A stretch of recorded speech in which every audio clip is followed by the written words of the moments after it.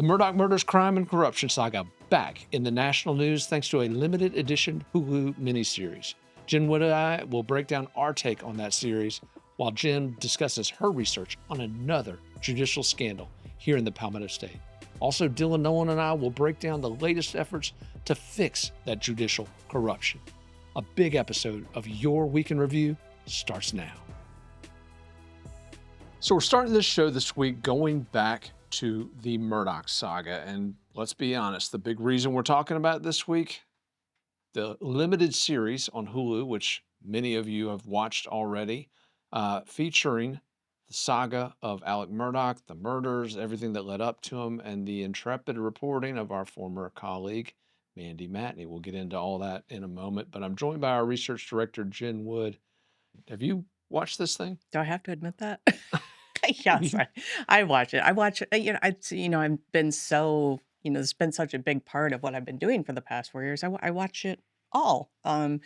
So yeah, I have watched them, including the first appearance of Will Folks in the series this week. Is it the Steve Buscemi version of Will Folks with the skateboard saying "Hi, teens"? It's a very Or it's a character-like version of you. oh my god! But I have to say they got you right, from the baseball hat to the vest to the glasses They did around your not get neck. the hat right. That is not a New Era 5950 Uh, fitted hat. I would never Beyond wear that that, hat. beyond that, yeah. So yeah, a lot of people are back to talking about the Murdaughs because of the show. Absolutely, and that's a good thing. Mhm. Ultimately, it's a good thing. The It more is. scrutiny on this case, the more answers we can hopefully get. Because as we've repeatedly pointed out on this show, some folks seem to think this story is done and ready for the silver screen. But as we know, the story's very far from over. But I want to talk about some of the things that have been raised in this show and some things that are interesting because it does focus on uh, Mandy Matney, our former colleague, Mhm. and her podcast, which in a lot of ways did a great job of launching this. But as we look at some of the things that were raised, I noticed there was one section of that thing that caught your attention. And it was actually the story that you researched and I wrote. Yeah, it's kind of where we started working together. The jellyfish operation down in Beaufort County, and that came up in the first episode, and I was watching, I was like, "Whoa, I cannot believe they integrated this into the series." It was a surprise. It's an interesting part of the story, and I've researched it for months in tracking these businesses out in Beaufort County. There was a jellyfish operation that Alec Murdaugh was involved in, along with one of his I don't I- acquaintances. I don't know how you would call him, Barrett Fuller, who in the 80s had quite a few um, arrests and charges for drug trafficking. He's a shrimp boat fisherman down there. None of those charges stuck, but this jellyfish operation was up and running in the mid 2015, and there are a lot of interesting connections that we did not dive into because the murder stuff really started heating up with the trial and the charges.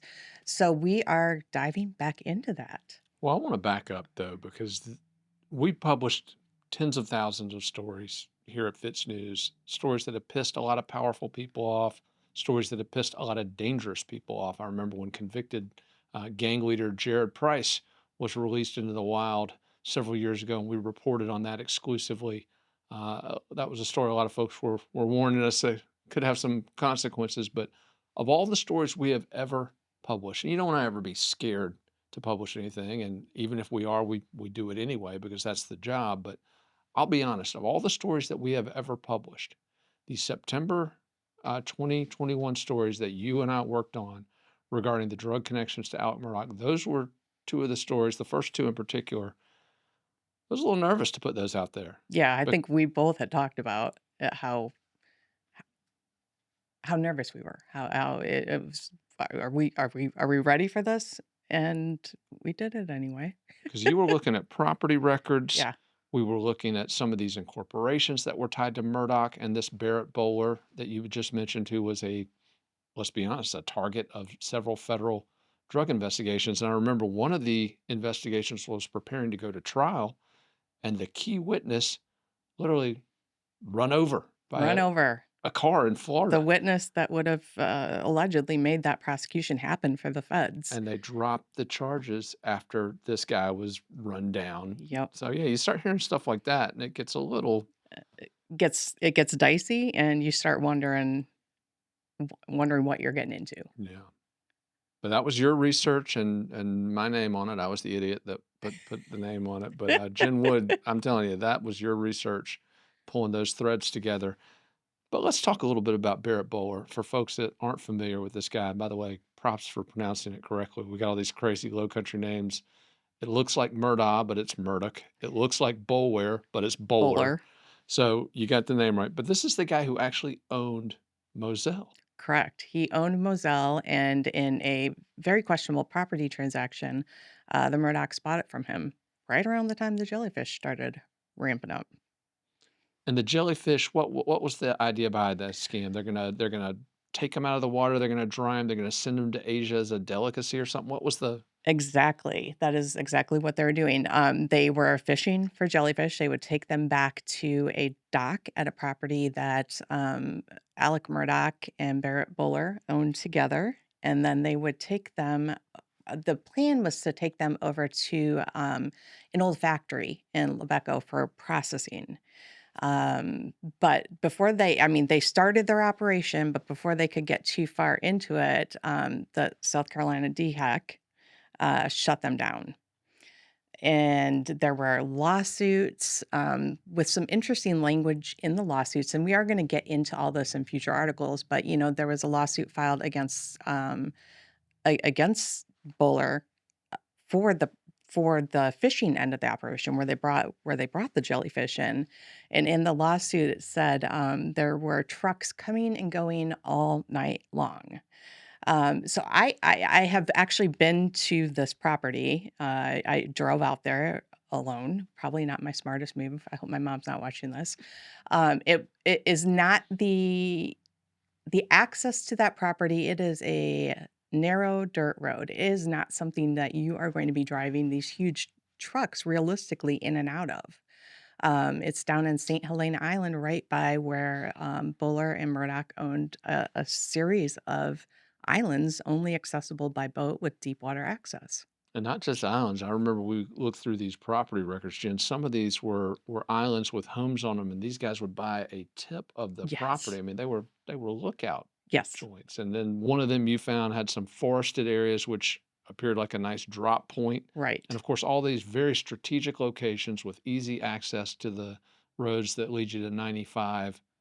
I mean, come on, everybody knows what's going on here, right? I mean, we got to spell it out for I, everybody. I mean, it certainly lends itself to that theory. And if you look at that leading up to what ultimately happened and the amount of money that Alec was allegedly spending on drugs, um, it makes you wonder. I mean, it makes you really think about the murder of Maggie and Paul Murdoch. Yeah. And again, we talked about Mandy Matney earlier, and obviously the fact they're doing this series, I mean, you got to give props for that. Yeah, the acting and I have watched them all. The acting is quite good. There are a lot of inaccuracies in the storyline that My hat. Let's start there. beyond your hat that I think they bother me just because I think, the timeline is very important to telling the story and what ultimately happens. So one example is Gloria Satterfield's death occurs after the boat accident. And they did that for, they said in interviews for dramatic purposes. But to me, I think portraying it that way and taking the timeline and switching it around, it bothers me because I'm so fact-based. Yeah, and that, of course, one of the suspicious deaths Mhm. tied to Alec Murdoch during this saga. But we mentioned Mandy Matney, also Liz Farrell, who works with her on their True Sunlight podcast. She did a lot of work on the Murdoch thing. But I want to ask you this: as we look at where this story's going, is the investigative scrutiny that Mandy and Liz applied to the Murdoch murders leading up to that trial, during that trial, are they applying it with the same rigor to everything that we've seen after the trial. And I'm referring specifically to the jury tampering allegations, the jury rigging allegation, uh, to some of these texts that you've uncovered that no one else has reported, that shed new light on certain areas and cast doubts on the official narrative that was provided to the jurors. Are they digging into that stuff as hard as they dug into the murders? Well, I really don't know because I don't listen to the podcast. But, from what I have seen, they seem very dismissive of those things, of the things that kind of make you question the narrative that was given by officials. There's no way Becky's guilty until, clearly And she's been charged. Becky Hill, the clerk of Yes, court, who's believed to have been involved in that jury tampering. correct. Not sure what her potential role in the alleged jury rigging Right. I may have mean, been. to me, I foresee at some point we're going to see a new murder trial, and So the answer is no. They're to not focused on the continually second dismiss chapter as that much as that's a they were on the first possibility chapter. is, They made a lot of money on the first I mean, chapter. come on. Well, let's ask this then. What about these bigger conspiracies related to Murdaugh, to potentially his connections to Barrett Bowler, to cousin Eddie Smith, who was mixed up with a lot of these same people and a lot of these It's same. still waiting to go to trial. Where is the scrutiny on them? You would have to keep digging, and I've never stopped digging because there's no end to the rabbit holes. What do you expect to find as you reopen the jellyfish component to this? Well, I've already found a lot of it, but it is interesting going back because the property records I've pulled. I haven't looked at them in the past year, so going back in and seeing where did those properties go ultimately? Do the same people still own them?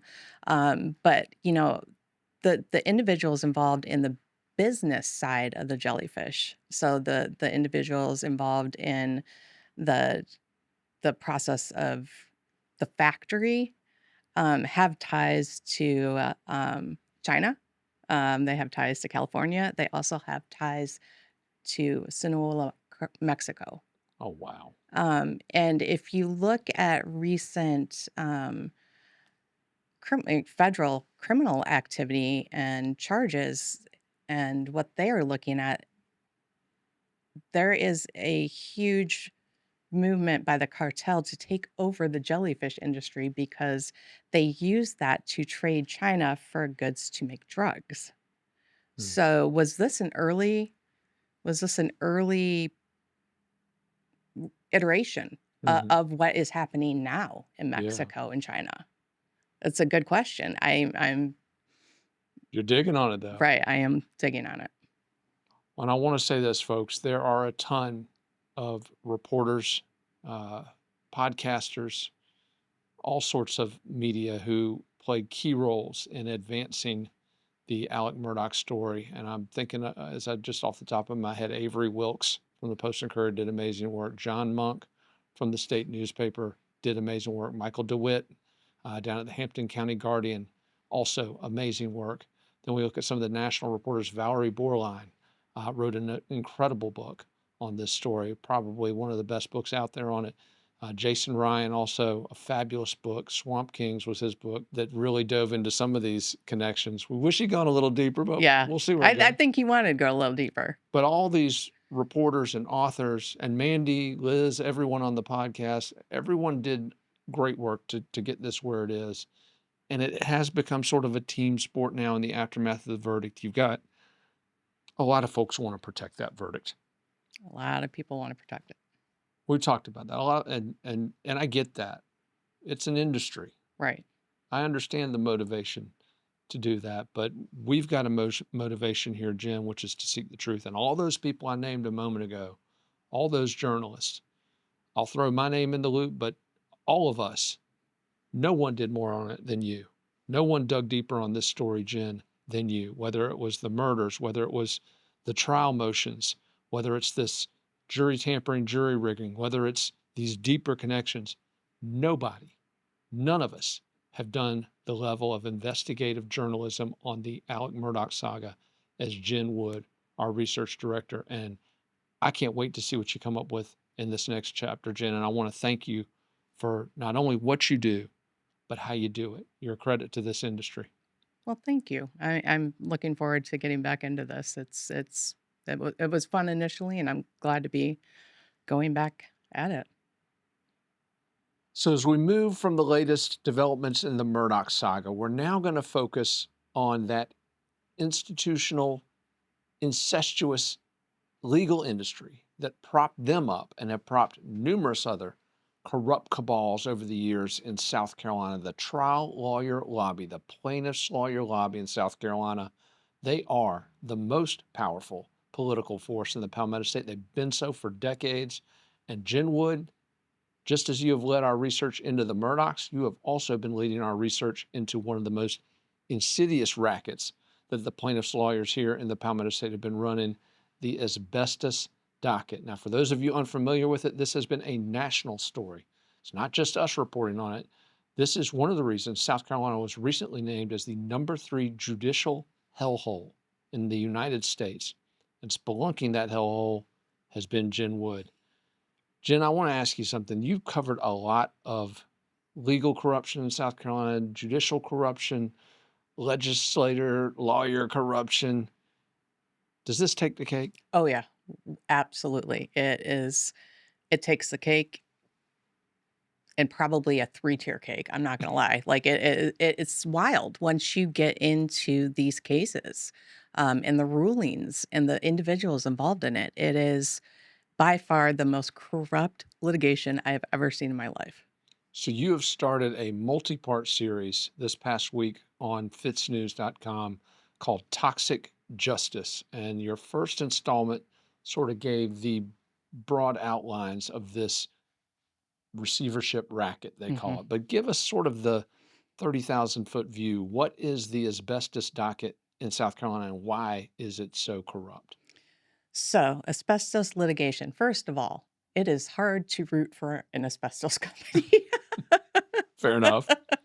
But we are talking about litigation that has been going on for years. But what had happened was former Chief Justice Donald Beatty appointed former Chief Justice Jean Toll to oversee all asbestos related litigation in South Carolina.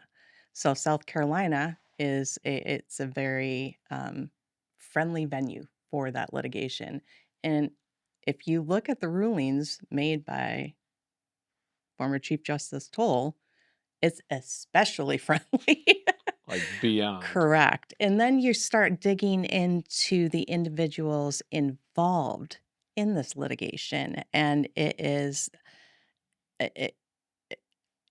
a level of, corruption and control I've never seen in my life. So you have got, basically, I'm gonna try and break this down as easily as possible, but so you've got former Chief Justice Jean Toll overseeing all of this litigation. It all goes through Richland County. Um, so what happens is a plaintiff files a lawsuit against these asbestos companies. The plaintiff typically, not always, is represented by a law firm called Kessel McVeigh. Teely McVeigh is the lead attorney. What happens is Jean Toll appoints another attorney to serve as receivers over the asbestos companies. And this is Now, like what happened in Murdoch. A receiver correct. is Yeah, they basically are in charge of the company, all of its assets, all of everything. It's like a broad control of a company. so she picks another lawyer to basically stand in the shoes of these insurance companies, many of which have been defunct or out of business Out of business for. for years because asbestos hasn't been made in decades, right? 30, we're talking 30 years. These companies have been out of business. So typically, the receiver that she appoints is an attorney named Peter Protopopis, Columbia-based attorney. He is also a member of the Judicial Merit Selection Committee. So basically, he picks the judges in Correct. South Carolina, that corrupt process that we've been Yes. covering.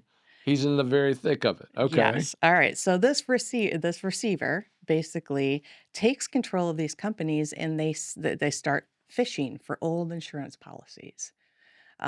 They set up qualified settlement funds in other states, um, and they go to town. They sue these asbestos companies. How much money are we talking about? We are so I can't tell you how much money because almost all of these settlements are sealed.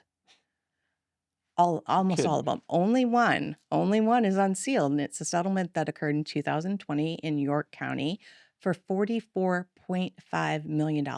One settlement. So Peter Well, Protopop where's that money go? It goes to the that's a victims, good right? question. So now Peter Protopopis, as receiver, has to hire attorneys to represent him. Okay. Okay. I'm starting to see the outlines of this. A lot of Right? attorneys getting a lot of money. How much money did they get? They got 1/3 of that $44.5 million settlement. So Protopappas and the law firms that he designated, Mhm. including, Smith Robinson.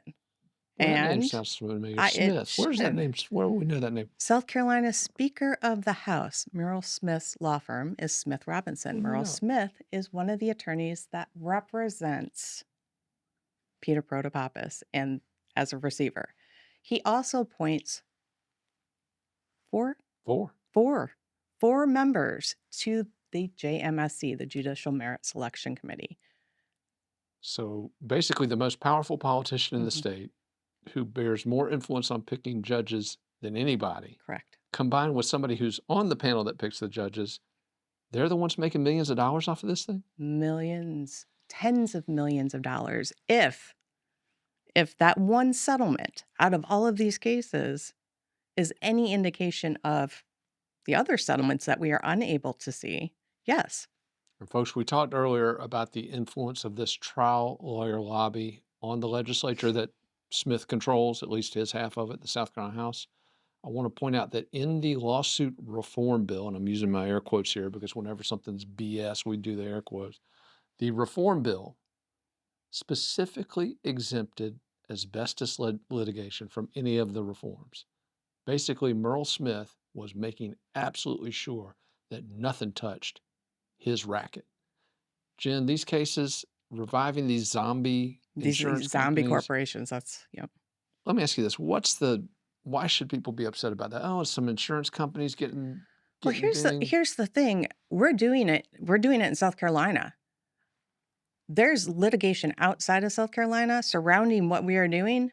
We're like Like where? the 3rd Circuit Court of Appeals. We have got courts in England, we've got courts in Canada, courts in France who are like, "This is wholly illegal. This you cannot do this."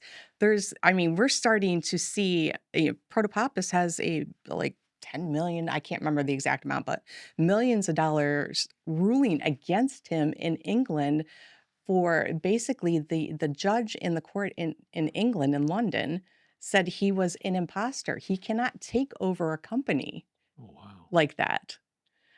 So we are seeing, the rest of the world is looking at our judicial system and saying, "What the hell is going on?"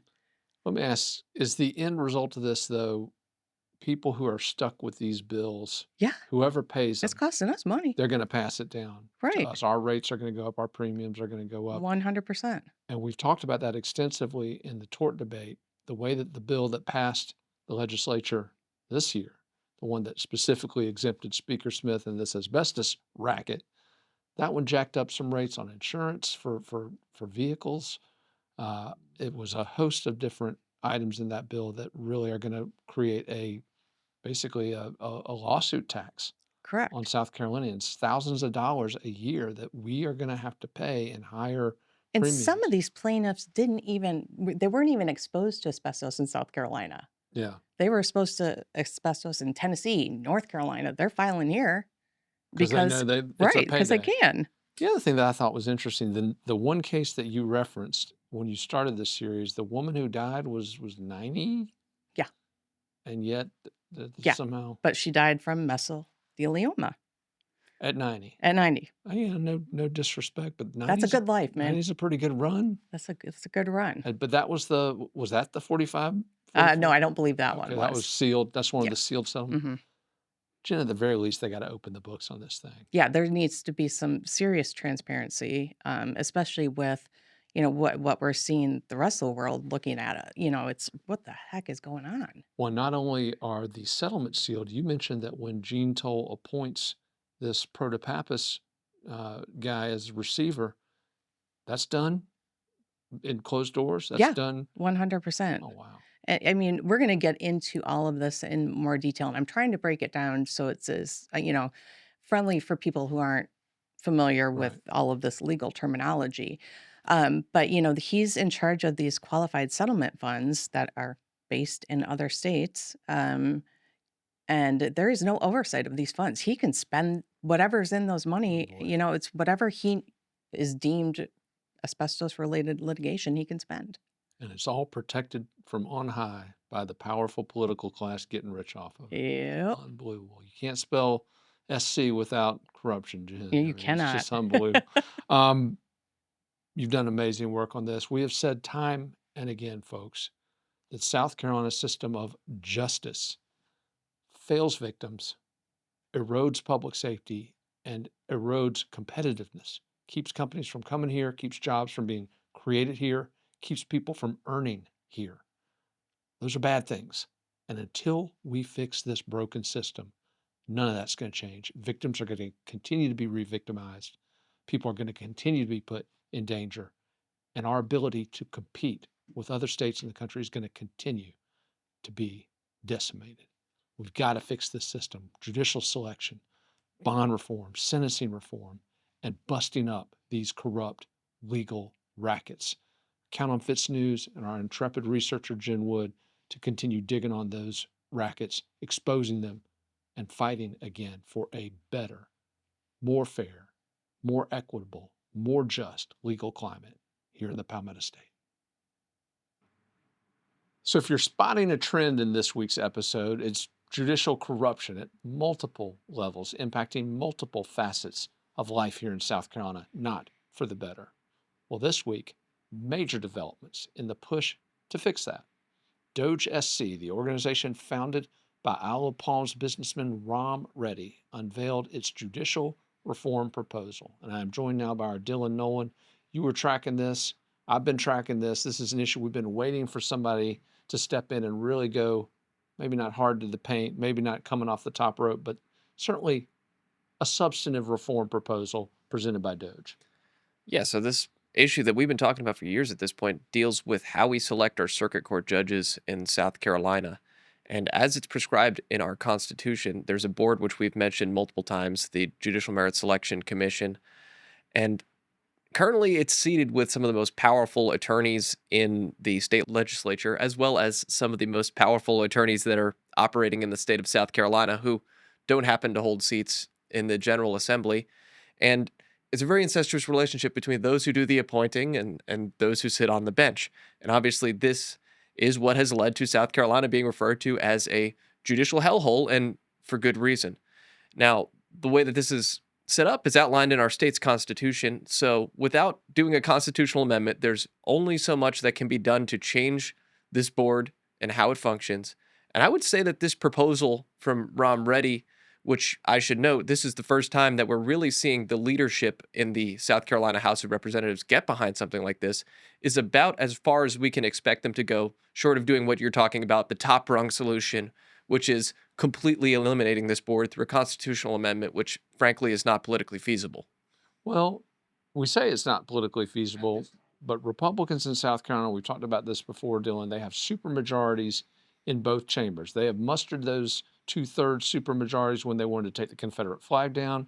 They mustered those two-third majorities when they wanted to give a $1.3 billion handout to a electric car maker at the very worst time in the market to give an electric car maker that kind of money.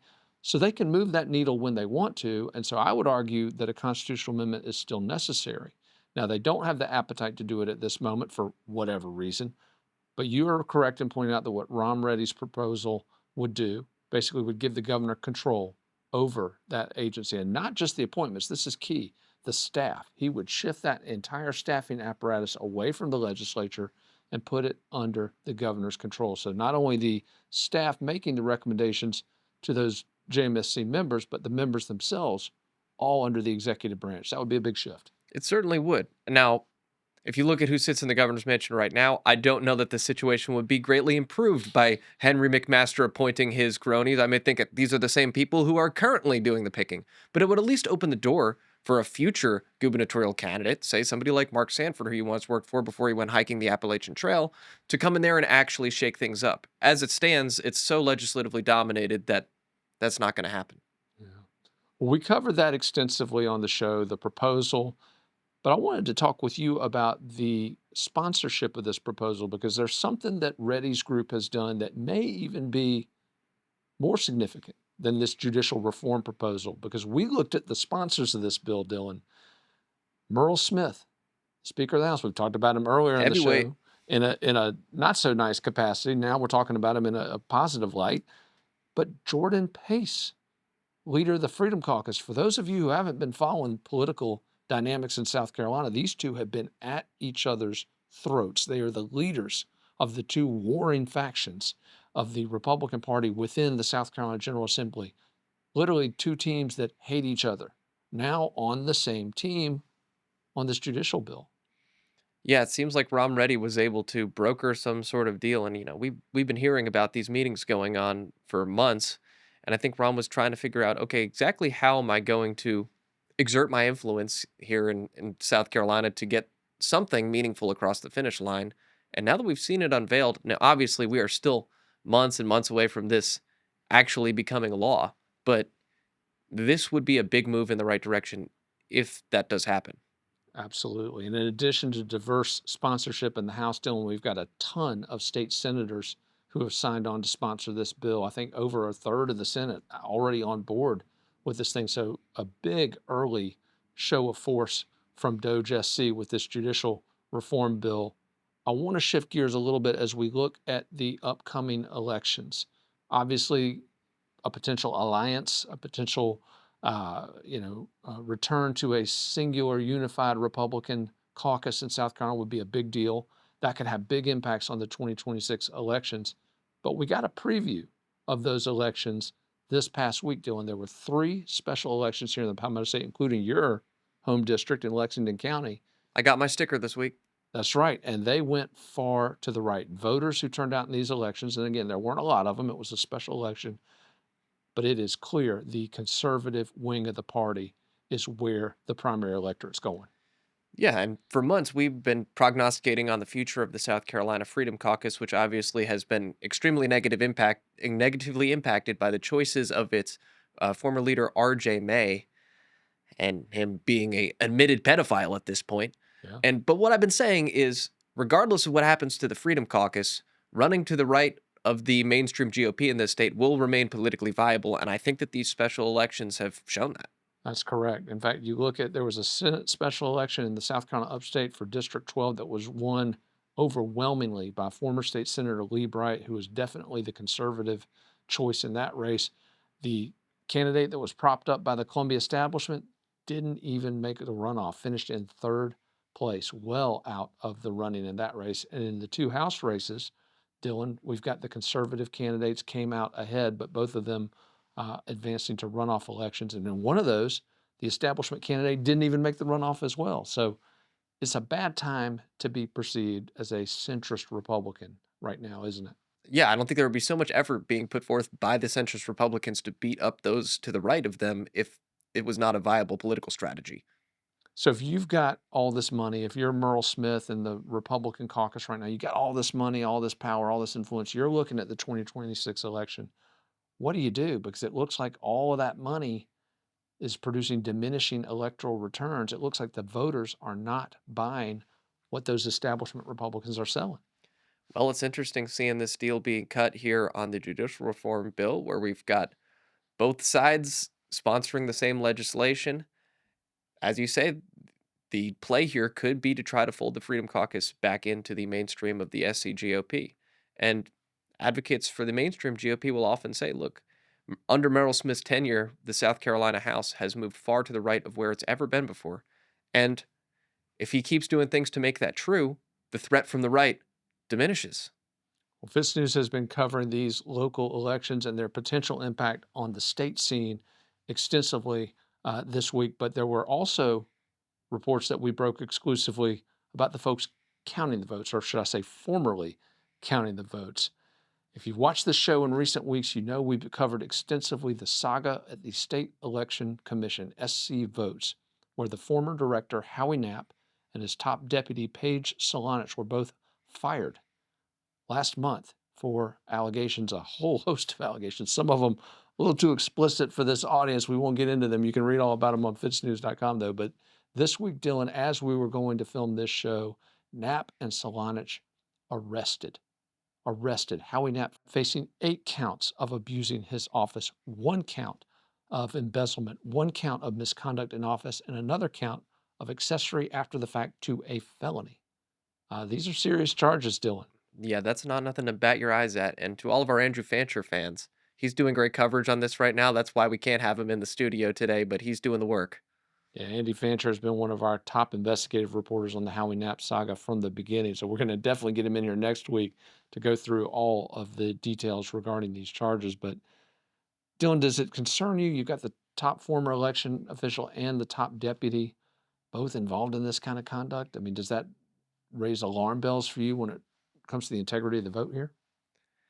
As I said last week, I haven't seen evidence that there's anything that would impact the outcome of an election. Obviously, as a taxpayer, it's disgusting to me that my money is taken from me involuntarily and goes to pay for people to do sexual things on work time. That's just not how I would like my money that's taken from me without my consent to be spent. But no, I mean, I think that the outcome of this election, that I voted in this week, I think it's just fine. Yeah, absolutely. Municipal elections also coming up this week. We had a big story on FITSNews about a major scandal involving a municipal election down in Charleston, South Carolina. That's another story we exclusively broke. But one of the biggest stories, Dylan, that broke on FITSNews this week, the ongoing saga of Nukegate. For those of you who missed this, 8 years ago, state of South Carolina abandoned construction on 2 next generation nuclear reactors at the VC Summer Nuclear Generating Station in Fairfield County, South Carolina. $10 billion was spent on these reactors. Ratepayer money, taxpayer money, all of it down the drain. But this week, Santee Cooper announcing the next phase in this debacle. Senator Tom Davis, one of the leaders, pushing the utility to reboot this project with private sector money this time, not tax dollars. Dylan, this is a big deal. Big deal for power here in South Carolina. Do you think it's going to go better than it did last time? It can't go worse. How could it go worse? Some particulars of this deal, real quick. The winning bid, $2.7 billion, will be paid to the debt that Santee Cooper incurred during that process, and Santee Cooper will retain a 25% stake in the project moving forward. Now, for those of you who follow FITSNews, this is one of those things we've said all along. The state of South Carolina should have nothing to do with running a power company. It's not a core function of government. Let the private sector do it. Clearly, these bureaucrats who blew that $10 billion, no clue what they're doing.